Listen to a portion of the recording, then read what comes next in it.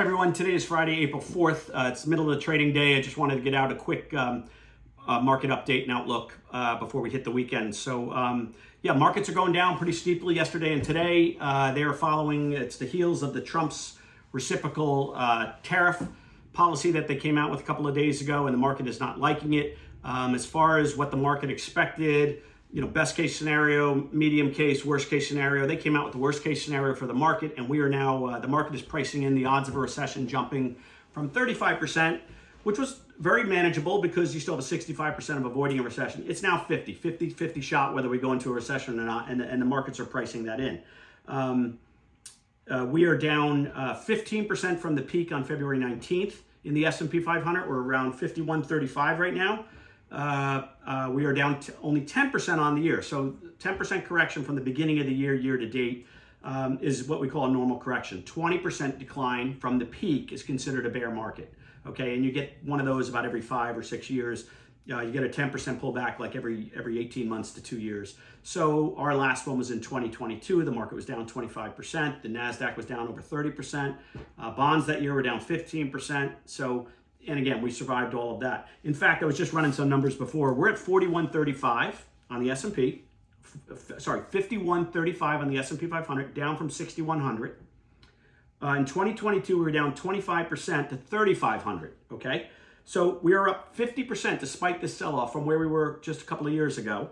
And in 2020, the COVID crash, the market was down 35%, basically in a month.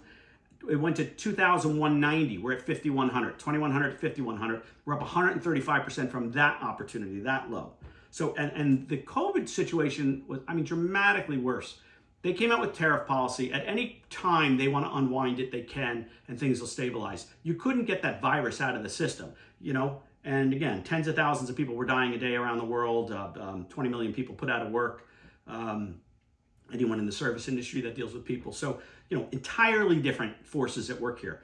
But let's keep going on, with where we are today. So if you've worked with our team for any length of time, and we have clients that go back as far as 25 years that have been with us throughout. If you worked with us, there's two consistent themes. One is we are extremely consistent, both in bull markets and in markets like we're in today. Extremely consistent, and we're extremely disciplined. And, we recommend, as I've said, we recommend staying the course in markets like this. There's an opportunity to sell.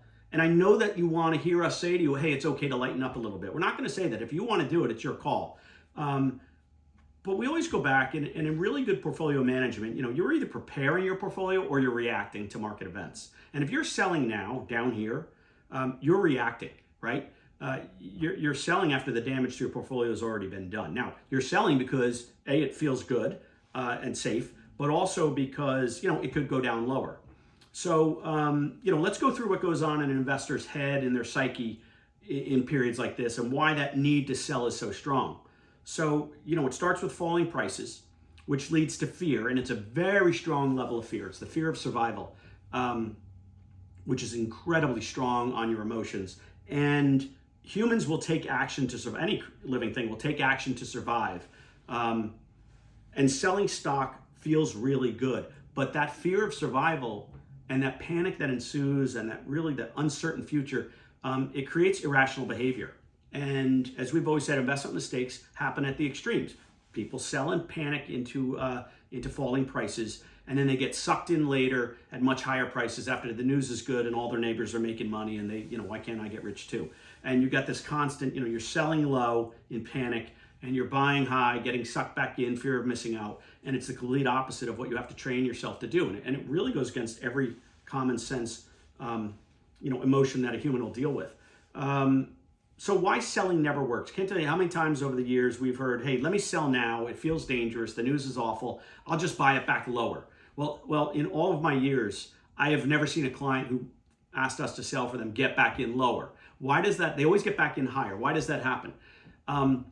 You buy low, you sell high. Well, low prices or investment opportunities show up, but come on, it's not during good and easy times. The best prices to buy show up during horrendous circumstances in the economy and geopolitics. Low is scary. Low comes with bad news. Okay, we're low and we've got some bad news here. And so selling never works, because what happens is the market will go down. So when you have this need to survive and you sell, it feels really good. Like you feel safe for the first time in weeks. You've taken action to survive. And it feels really good. And if the market keeps breaking down lower, you actually begin to feel empowered and smarter than the market, and you've outwitted it. And no one outwits this thing. But what will eventually happen is slowly, I don't know if it's in a week, I don't know if it's in a month, I don't know if it's in a year. At some point, the selling dries up. It just keeps going down until one day it doesn't. And just brick by brick, day by day, the market starts to rally off those lows, but the news is still really bad.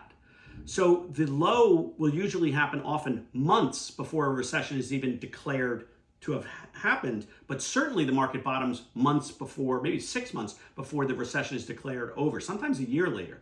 So by the time the good news shows up that makes an investor who liquidated want to get back into the market, by the time the news shows up, we're probably back at all-time highs, because the market anticipates out a couple of years, and it sees stuff coming that the average person can't see. Even the experts can't see it, but the market figures it out way before.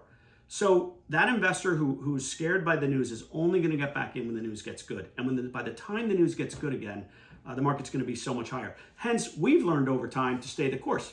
Again, the 2022 low just a couple of years ago was 3,500. We're up 50% since that low to today's low.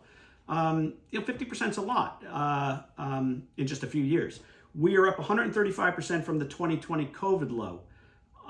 If you got panicked out in there, you've left real wealth back on the table. So we're going to encourage people to ride this out. I know it's hard. You have to sort of strip out the news from the price action. To do this correctly, you've got to take the news away. And clients will always say, investors will say, yeah, but it feels different. It feels scarier. Let me tell you something. If we were to take a chart of the S&P 500 and pull it back a couple of years, it doesn't go like this nice smooth ride. It's not going up 9% a year like the averages do.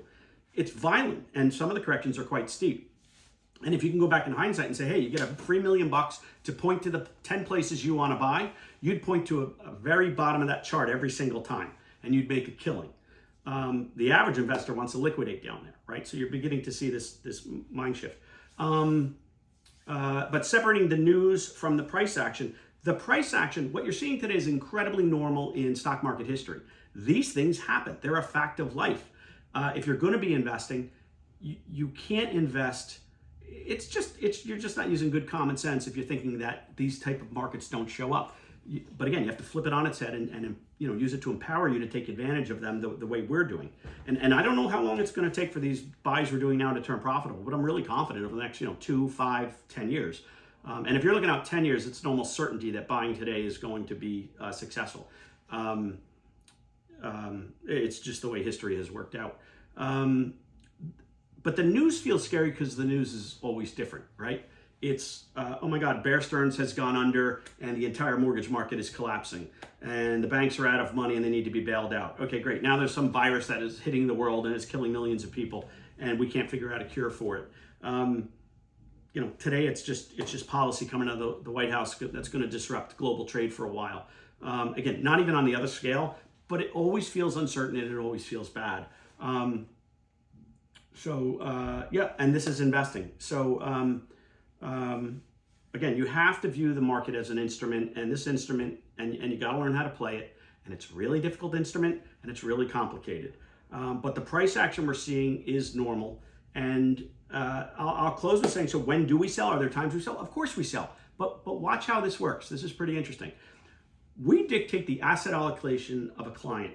So if their target allocation is 70% of their portfolio in stocks and 30% in bonds, and the stock market drops, we're going to rebalance when stocks get down to, like, say, 60% of the portfolio. Bonds are trading up, flight to quality, stock market's going down. When they get to 60-40, we might sell some bonds and buy stock. But think about what I said.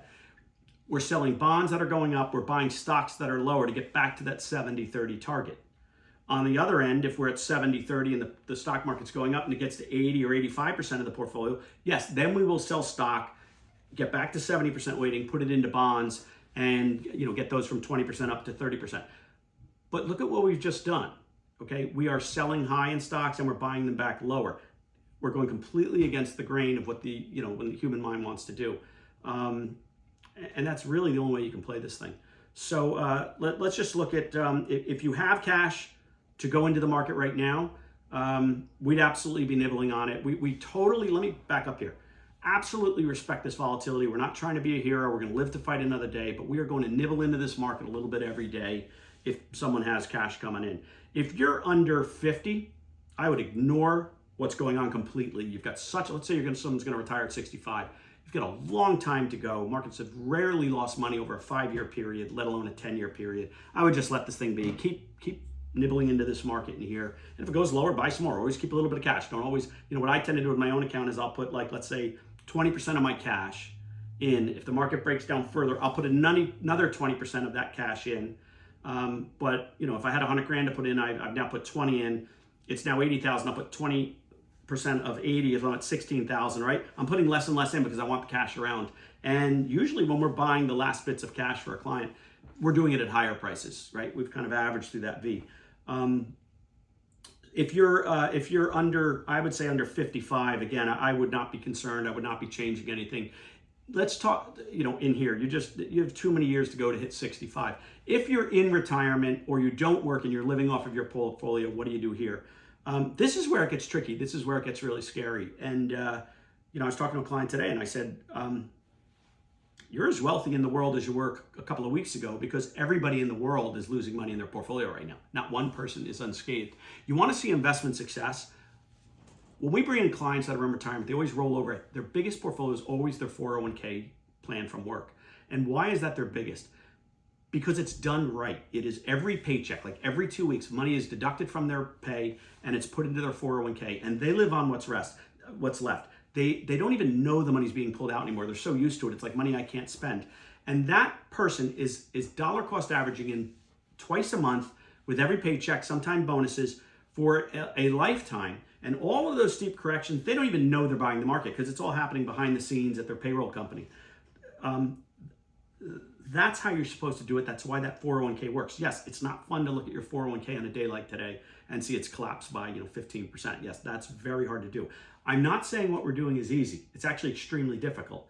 But you guys don't need us in a bull market. Anyone can make money in a bull market. You kind of need this common sense in really tricky times. I think that's really all I have to say today. We are talking to a lot of people on the phone, so don't be afraid to call us up. I know some people don't want to bother us. The team's working really hard. We just brought on our newest team member. We're training them up today. Please reach out.